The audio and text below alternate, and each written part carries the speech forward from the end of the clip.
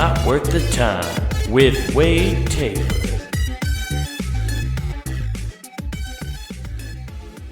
Banana Rama, banana Rama, banana, banana Rama, banana Rama, banana. Now it's stuck in your head. Welcome to the show. Welcome to Not Worth the Time, everybody. Now that's stuck in your head. Banana Rama, banana Rama, banana. I don't know why that's been in my goddamn head for a week straight, but here we are, still saying it, annoying the piss out of my girlfriend every day as I'm just wandering around the house hitting her with the banana Rama, banana Rama, banana. I have no idea where that came from. I woke up one morning with that just in my head.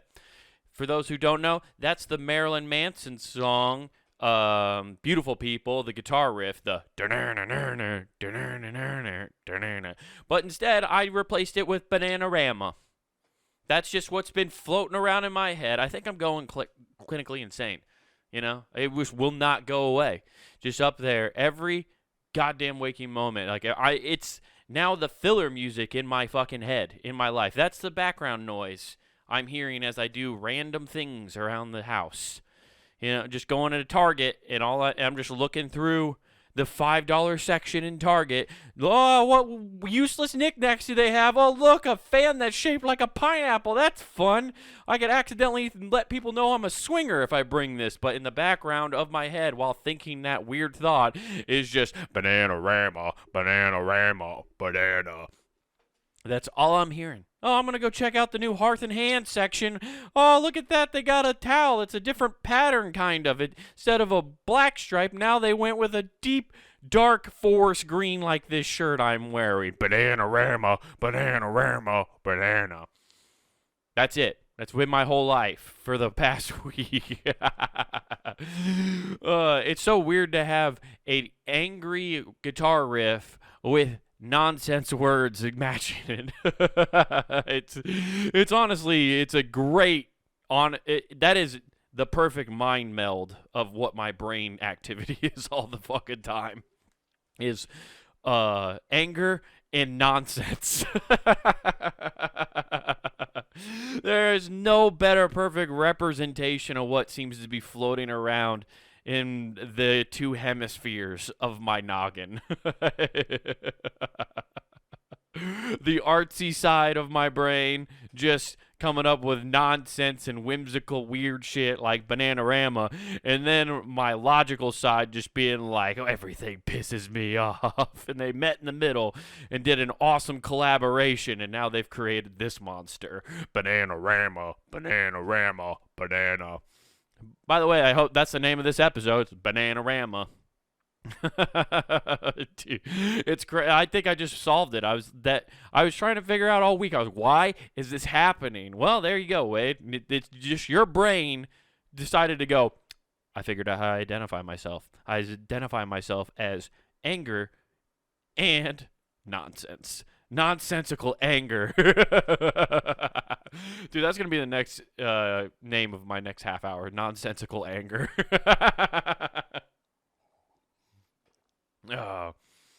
Just total misplaced anger and unnecessary thoughts that mean absolutely nothing. Perfect. And that's why this show is called Not Worth the Time. Everything comes into perspective. Welcome to Not Worth the Time, everybody. You've heard me rant now for a little bit. Welcome to the show. I hope you had a fantastic last couple weeks. You know, hope you had a fantastic Easter. You know, this is coming out on April Fool's Day. You know, which is weird that it's sometimes after Easter. It's almost like they made this holiday to mess with the Christians, be like, yeah, you guys pulled a good prank that day. And like, no, it wasn't a prank. He rose. I don't know. I think Jesus is messing with you. I think he was faking dead, and then he like pulled a good old Houdini. He's in Argentina now. Jesus really didn't die and go to and rise 3 days later. Jesus escaped to Argentina. Yeah, I'm sure a lot of you. There's quite a few people, I'm sure, who pretended to be Christian for ham on Sunday. You got to pretend to be Christian for ham. There's 2 times a year you do that. You do it on Christmas and you do it on Easter. Ooh, isn't it a good ham? Easter ham, dude? You can't beat that. You know? If you're a deviled egg person, this is your goddamn holiday. I don't like deviled eggs at all. They're actually one of my least favorite kind of eggs, to be honest with you. I hate a hard-boiled egg. They are disgusting. And then to just scoop out the middle and turn it into some kind of weird fancy paste with some paprika and stuff. Not me. Not for me. A lot of people love it, though.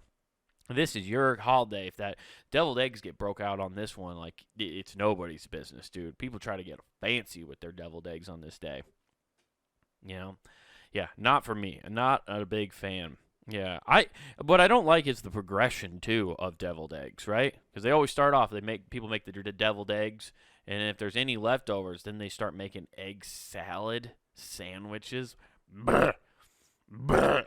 Ugh, dude, I fucking hate it.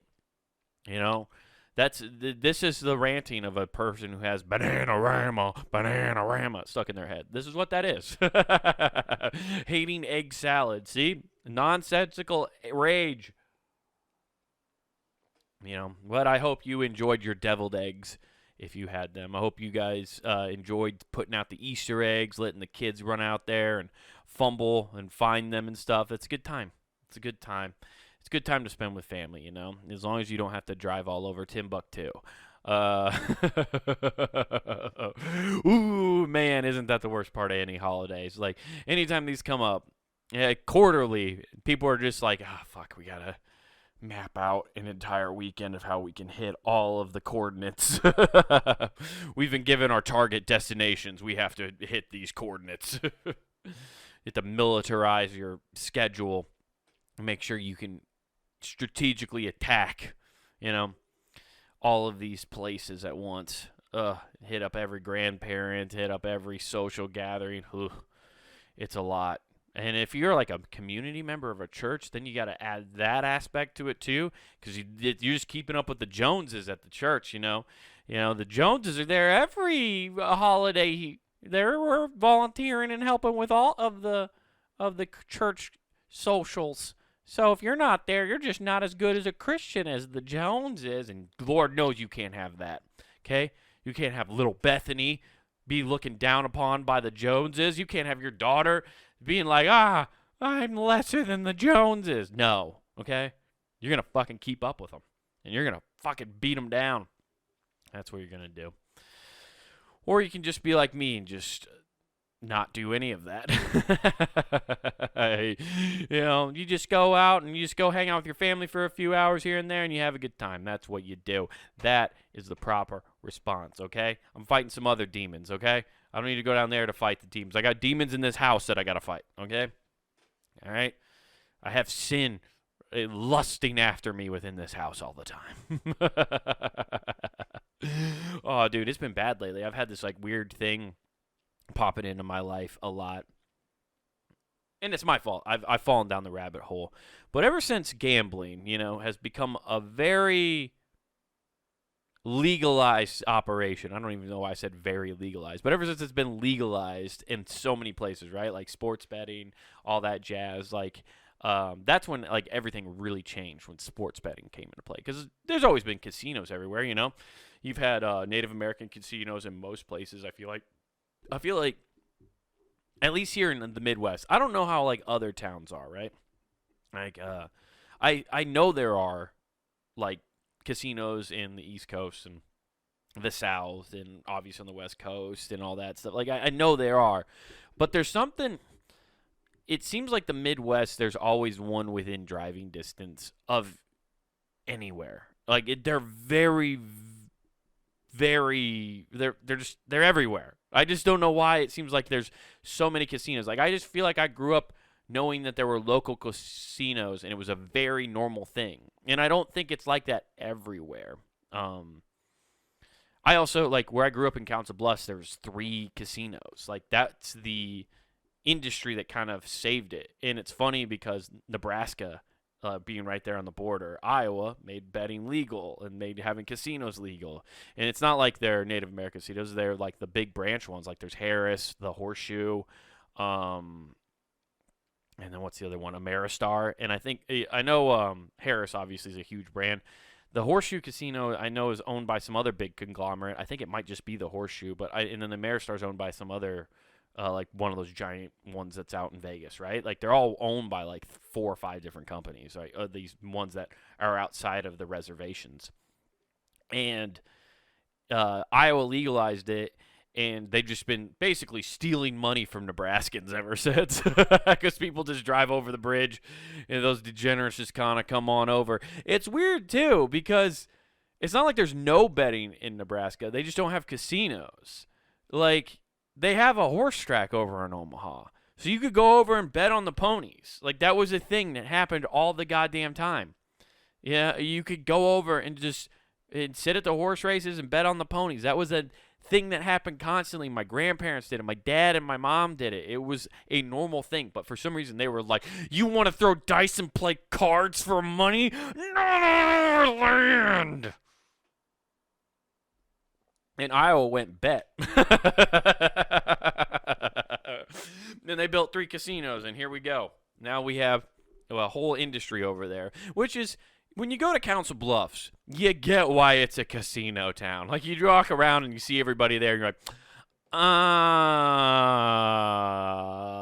I get it. It's like the O'Douls of Vegas. Okay? There's not a lot of alcohol, but you look at all the people and you go, I got it now. I see why there's a casino here. There's something that happens when a casino pops into a town. There's something that happens to the people. It's like a nuclear waste radiation. It just wah, wah. And it slowly starts warping people that are near it. If you shouldn't live within a certain vicinity of a casino, because it's like living next to a nuclear power plant, okay? You're going to have to take some iodine pills to make sure that you're not getting, like, too sick from it. Like, you're still going to mutate a little bit. Yeah, it's not a good thing. You should not live that close to a casino. It's definitely poisonous radiation. But to get back, like, I've been like on these weird gambling kicks lately. Not that I'm actually gambling. This is the even weirder thing, because gambling now is more accessible, and now that it's, I would say, less frowned upon because of the sports betting being so easy to do, and it's on your phone and stuff. It's more accessible, and now you're seeing people post videos. There are just entire YouTube channels of people just gambling. Like, that's their whole thing, is just like, yo, I'm going to the casino. I'm going to try this challenge today. I got $300.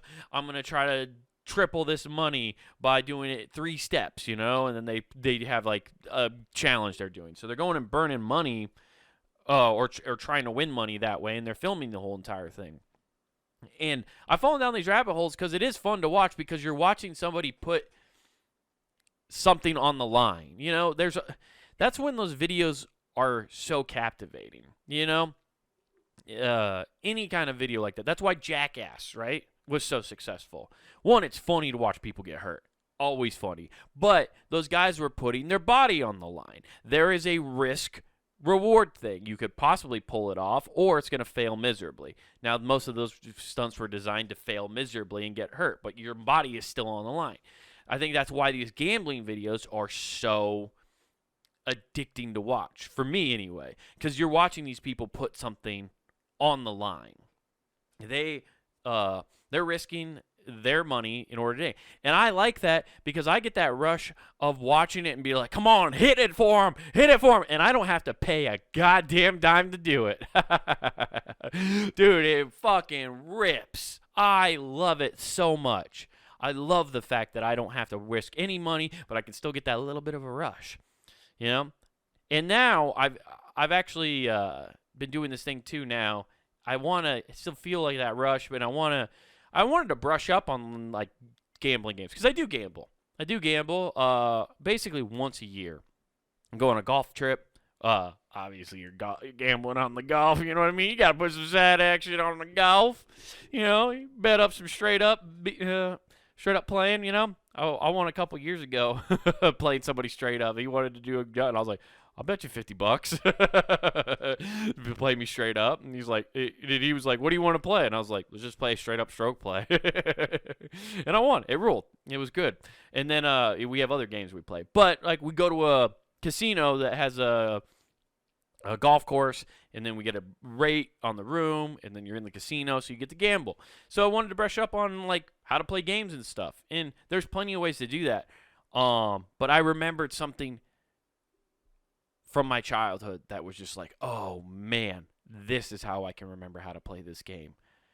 There used to be a game, and this is why I think it's funny that people are like, they're just putting out all sorts of things now to manipulate kids' minds, and they're doing things, and they're just trying to get them addicted to gambling and jerking off and all that. Well, the jerking off has been happening forever, okay? There's been porn forever. Cavemen were drawing tits on walls, okay? But now we're trying to get us hooked on gambling. And I'm here to say that's wrong. Like, they've been trying to, like, get us into gambling ever since I was a kid. In fact, like, gambling was a thing that we did all the time. Like, the NCAA tournament's going on right now. What do you think filling out a bracket is when you put in $5? That's fucking gambling, okay?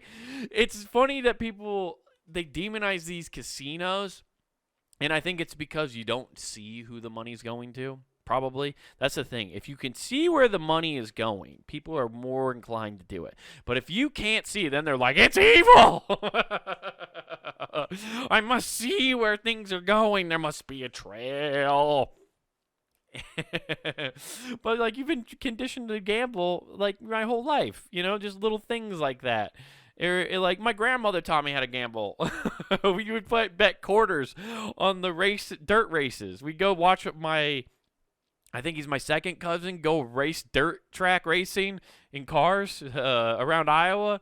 We'd go to the Harlan Speedway, and fucking grandma give us 10 quarters each, and we'd all put up a bet, pick a car, and whoever's car came ahead of the other two's won the quarters. Like, that's what we did. That was how we watched. It was great, you know? And then on top of that, there was a game that I had as a child called Caesar's Palace. Now, a lot of people probably remember this game. Maybe you don't. But Caesar's Palace released a video game for the Sega Genesis. And maybe it was on other consoles, but we had it for Sega. And this whole thing was you walked in with $1,000 into Caesar's Palace, and then you could go from table to table gambling. That's the whole game. I don't even think you could technically beat the game. There's no way to actually beat it. You just have money, and you're trying to gamble and win. I think eventually maybe you get to the high stakes like tables. Like there is a high stakes table where you get so much money that you can go there. So there are levels, right? So you could like you can only bet so much at this table, and then eventually you go to this table because you have enough, and then like that. So there is that aspect. But for the most part, there's no real ending to it, which is funny because there's no real ending to gambling. So this game is such a funny representation. And as a kid, it's exactly what gambling is like when you go for the first time into a casino. It's drunk guy in a casino simulator is what Caesar's Palace is when you're a kid. Because you don't know how to fucking shoot craps. You barely understand blackjack. You kind of get the idea. The video poker machine's kind of the only one that we really understood. And the slots, video poker and slots were the easiest ones because we knew if you just got a pair in the video poker and then you got slot machines, pretty self-explanatory. But we didn't understand how this game worked at all. It should just be called Drunk Guy Wandering the Game. Because that's what it's like. You just go in and put down your chips like, yeah, put it on black. Yeah, you're out of money, sir. You bet your whole hand, all your chips on that one thing. And you just don't understand. You don't understand what you're doing. That's what that game is. And now that I have it and I'm older and I understand it, dude, it's so much fun. I have it on my Mayu Mini, which is just this like little handheld game that has all of it. Dude, I've been playing it lately. It's so fun. It's so fun. It's so nice. I get that refresher course on how gambling games work. And then it's just like fun to do. Like I get that fix and like there actually is like a thing. So I don't have to actually go gamble. It's not real. There's no reality to it. And it's fucking fun. You know? What I'm telling you guys is if you feel like you want to gamble, find alternatives that actually aren't going to make you gamble, okay? Don't risk that money. In this economy, don't risk that money, okay? You should barely be risking the stock market. No, I don't know. Do not take any of my financial advice, guys. That's why I'm telling you not to put your money up to it, okay? Just find these alternatives. It's fun. It's fun. Okay? Don't go to Prairie Meadows. Don't go to Ameristar. Don't go to Harris, okay? Don't do it. Keep your money. Pay the rent. Okay? Or maybe you just, you feel like you're not going to live forever, right? What's the point of fucking keeping that money? Fuck it. You're not going to live forever. Risk it for the biscuit. But what if you could start anti-aging, you guys? Oh, and that's what we got going on this week. Well, I got another article from New Science magazine. They've been hooking it up. Shout out to New Science. Turns out, drugs with anti-aging influence. 4 commonly taken drugs, including Viagra and medications contain osetrin, seeming to slightly lower the chances of people dying during a 12-year study, finds Claire Wilson. Dude, if Viagra's keeping people alive, it's not because of the medicine within it. It's because it's giving people the will to live. You're 70 and still can get a boner. Oh, man. Dude, don't tell people that if you take Viagra, you're going to live longer and it's anti-aging, okay? You're going to see 25-year-olds to 45-year-olds start taking Viagra now and just walk around with hard-ons and being like, I'm not aroused. I'm trying to anti-age. I'm so rock hard from not aging. This is a dangerous study, but let's find out what it is. 4 widely used medicines have emerged as possible life-extending drugs after analysis of a UK health record found that they were linked to slightly lower chances of dying during a 12-year study. The medicines are Viagra for erectile dysfunction, arthrivastin, which lowers cholesterol levels, an anti-inflammatory and painkiller drug called naprox, and osetrin, a compound of hormone replacement therapy. Okay. I don't know shit about medicine, but I know a little bit just from hearing things and listening to some podcasts, right? Like, if it's hormone replacement therapy, of course it's like an anti-aging thing. Your hormones are breaking down most of the time as you get older. That's why, you have all these old dudes on T now. They're like, I want to be young forever, so let's boost my ball testosterone.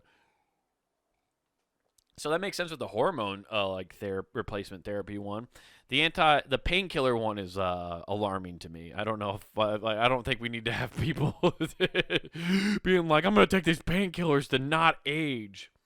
Okay, this is a very weird concoction of drugs. I hope nobody's taking all 4 of these at once. Oh my god, you just got a hard dick. Lowering that cholesterol so that blood can flow to that fucking hard dick as fast as possible. You got painkillers so you can keep thrusting so your back doesn't go out while you're going. And you're just jacked up on tea with this hormone replacement therapy. Oh, man, dude, that is a monster cocktail of... You getting ready for a bodybuilding competition? Because that goddamn cocktail is going to make you want to lift so heavy in the gym. The idea exists from prescription medications that could have life-extending effects on top of their known uses, has a long history. See lifespan boost below. We don't want to cure or treat a single disease. We want to prevent many of them, says Alejandro Akpos of the University of Leinster in Switzerland. Such effects can be hard to find because any small benefits to lifespan may be outweighed by the negative impact from the conditions of which the drugs is prescribed, says who has also co-founded a biotech firm called Intrepta aim to develop an anti-aging compound. O's team has investigated and extended these benefits by using the data to collect through BK Biobank, a UK biobank. A large study found, or following the health on behalf of, following the health of about 500,000 people. Jesus Christ, that's so much data. That one fucking biobank has 500,000 people's health records. It's fucking wild. The largest difference between the death rate was seen in women by women taking medicine containing orsedrin, mainly a HRT product. These were linked with about 25% lower death rate over the study than the similar women who didn't take the hormone. What's their diet like? That's what I'd like to know too. As the HRT improves their bone strength, they could keep people alive longer and reducing their chances of breaking a hip, which is very dangerous for older people due to the necessary surgery along with recovery period, says Richard Frey of Brighton in the UK at the university. Yeah, dude, that makes sense. The more, if you can figure out how to strengthen old people's bones, that's probably what would keep them alive longer. I know that was like a thing that really hindered my grandmother's health towards the end of her life. So that was like a real bummer. So that makes sense in that aspect. Like I get, that's why like that hormone replacement therapy, like it would help, I would assume. You know, you can't drink milk to make your bones stronger. Well, I guess if you put enough, if you put the cow hormones in it, it might. I hate myself. Anyway, there were also significant but somewhat lower effects seen in people taking Viagra. Astrovariant and Nexapro.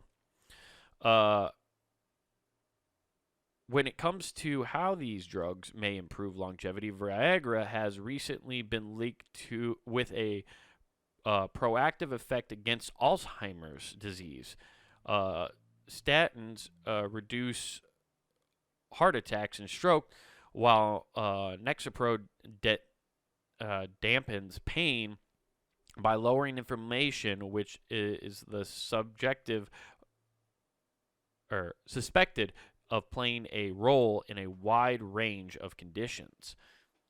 Yeah, that makes sense. Well, in like the statins within the Viagra, that makes sense. Originally, like everybody knows this now at this point, but Viagra was made to be like a blood pressure medication or something. It was meant to help be like a heart some kind of heart medication. I don't remember what exactly it was supposed to help with, but they just realized the side effect was it was fucking pumping blood down to the dick, okay?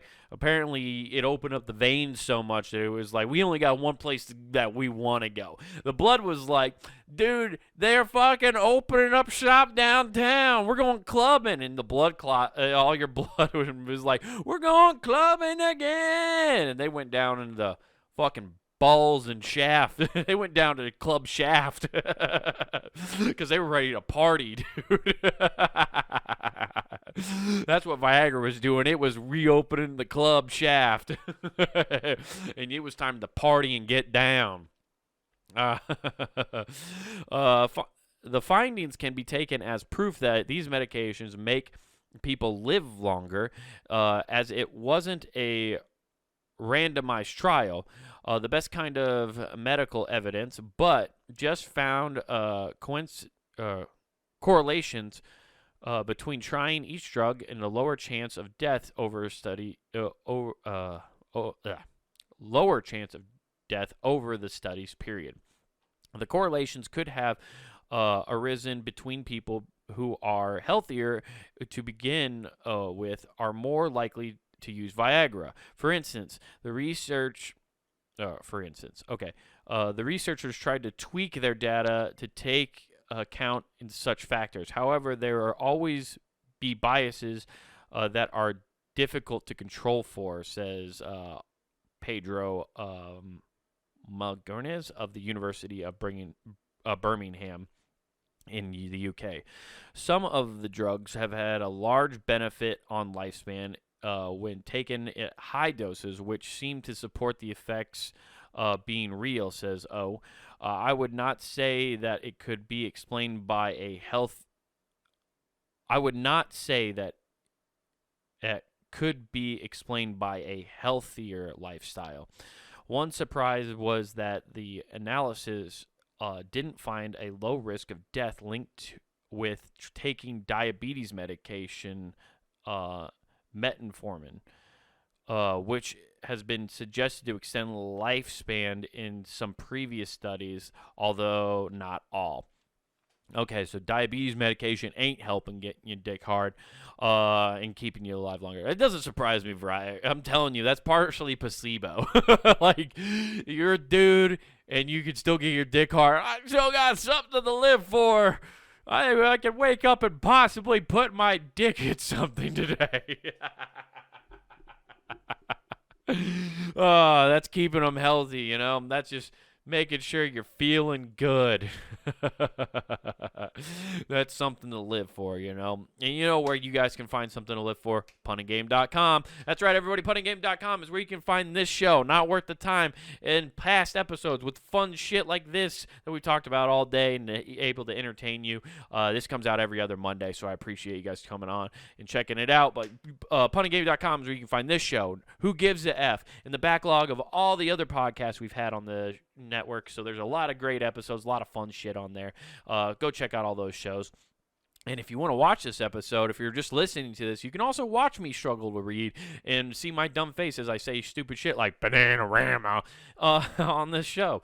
You can go to youtube.com. Comic Wade Taylor on YouTube is where you can find this show and the video episode of Who Gives F. And a lot of my comedy, guys. I have my half-hour Wild Horses on there. I put out clips of stand-up every week, so go check that out. Thank you to everybody who's been subscribing. Welcome to the channel. Thank you for checking everything out. I hope I've been entertaining you guys. Welcome to the channel, and thank you for subscribing. And then, guys, back over at punninggame.com. If you really want to support the website, you appreciate the free content, and it's been helping, and you want to show your pride and love for this network, well, then go to the Punning Game shop, guys, where you can get t-shirts, hoodies, mugs, stickers, all sorts of cool things to represent your favorite shows here at punninggame.com. So get yourself something nice there, and don't forget to use promo code NWTPOD. That's NWT Pod, and that gets you free shipping at checkout, guys. Go check that out. If you're listening to this week, guys, I do have some stand-up shows. I'm doing the Peachtree Brewing Company showcase in Des Moines, Iowa. It's in downtown Des Moines at the Peachtree Brewing Company. You can come check me out on that. I'm headlining that show. I'm really excited for that. That is April 3rd. April 3rd will be down at the Peachtree Brewing Company, so come down, check that out. And then Saturday, the 6th, April 6th, I will be in Albia, Iowa at the Albia Country Club doing a showcase with all of my good buddies. It's going to be a great time. I'm looking forward to it. Always look forward to coming down to Albia. So if you're in the area, come on out. It's going to be a great time. A lot of good comics. It'll be a lot of fun. Guys, I appreciate all of you guys checking out this show. This has been Not Worth the Time. I'm Wade Taylor. I hope you have a fantastic rest of your week. And remember, don't do anything I wouldn't do.